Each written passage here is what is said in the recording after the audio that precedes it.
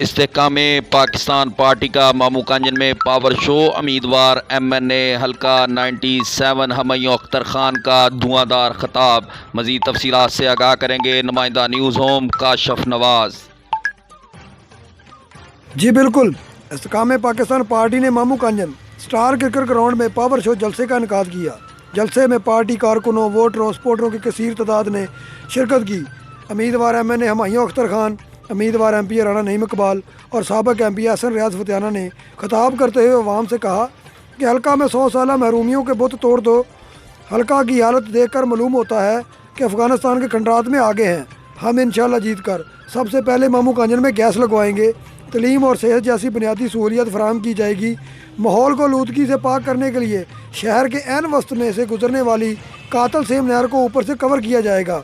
पीने के लिए साफ पानी के वसी पैमाने पर वाटर फिल्ट्रेशन प्लांट लगाए जाएंगे। 8 फरवरी को अकाब पर ठप्पा लगाकर हमें कामयाब करवाएं और आखिर में कामयाब जलसा करवाने पर चौधरी उस्मान कालों और चौधरी रिजवान कालों को मुबारकबाद भी पेश की गई। कैमरामैन टीम के साथ काशफ नवाज, न्यूज़ होम TV, मामू कांजन। और एक जला मोड़ का खंदा।